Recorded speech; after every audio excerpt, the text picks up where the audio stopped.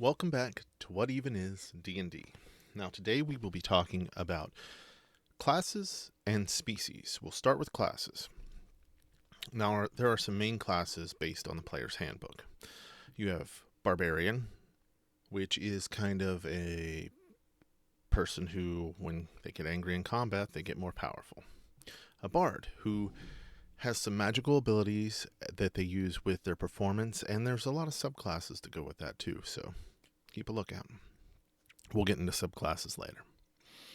There's Cleric, which is kind of a healer, but they deal with their patron god or whatever.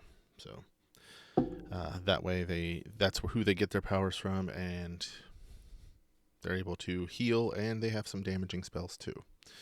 A Druid is kind of a middle ground. They can heal, they can damage. They're not restricted to just spellcasting. Then there's a fighter who is more just combat, like the Barbarian. They don't deal with magic. They just get work done with their fists, basically. And Monk is kind of the same thing, but they use different primary abilities. Then you have a Paladin, who is kind of a powerful warrior, but they're also kind of bound by a code of ethics. There's a Ranger.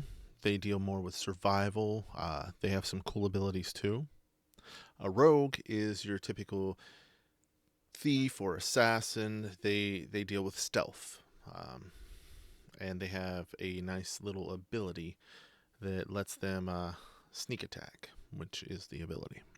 Sorcerer is somebody who can use magic, but it's kind of based on their bloodline. They don't need to study to have the magic. It's kind of just in them. Warlock is kind of like a wizard, but they get their powers from some patron. And they're powerful magic. They get some powerful stuff up front, and it's slow to unlock the rest. Then you have the Wizard. And the Wizard is, your standard D&D type thing.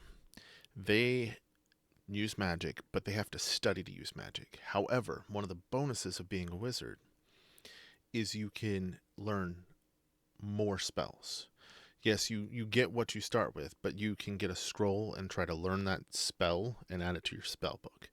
So their inventory of spells isn't limited to what they have, unlike a sorcerer. Now, choosing your class can be difficult, but it's good to just try something sometimes and see if you like it. And if you don't, you can move on to the next one. I would also recommend doing a little bit of research first, obviously. Maybe watching some videos of people playing, seeing if you like it. And we'll move on to species now. Now, there are several different species in D&D. Among the player's handbook species, let's see. Where are our species? I guess, do I need to go to a different chapter? Here we are. Species. Oops, that's background. Oh. Nope, that should... Oh. Well, I'll just go back to the other bit. You have ASMR, and those are kind of... They're mortals who carry a spark of the upper planes within their souls, whether descended from an angelic being or infused with celestial power. They can fan that spark to bring light, healing, and heavenly fury.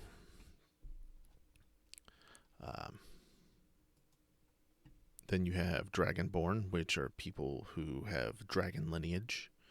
Dwarf, stereotypical D&D character. You think of dwarfs from Lord of the Rings. Elf, same thing, another stereotypical D&D character. Again, think of elf from just about any fantasy series. Then you have gnomes, shorter people. They're fun. Goliath, which are kind of like giant folk a little bit. Halfling, they're kind of like hobbits from Lord of the Rings. Human, there's kind of a base race. Orc and tiefling, these are the main races. Each of them have different qualities when you are trying to create your character.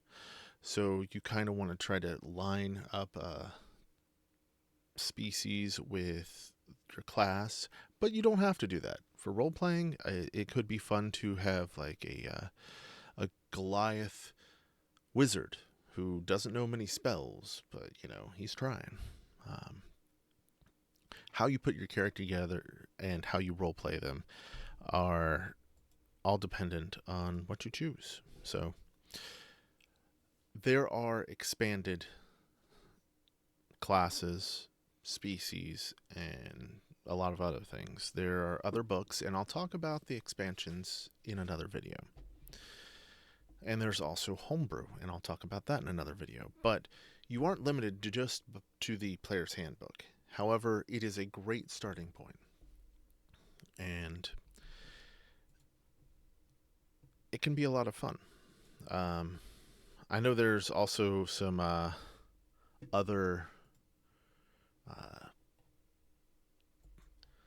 races that are like half elf and I think half orc that I believe go with the core. Now the very core rules are dwarf, elf, halfling, human. I think you can get those on D&D Beyond. If you don't have any books, you can just play one of those. Each race has different bonuses to abilities and racial bonuses as well as racial abilities. For instance, let's see if I can pull up one of my characters here. My characters.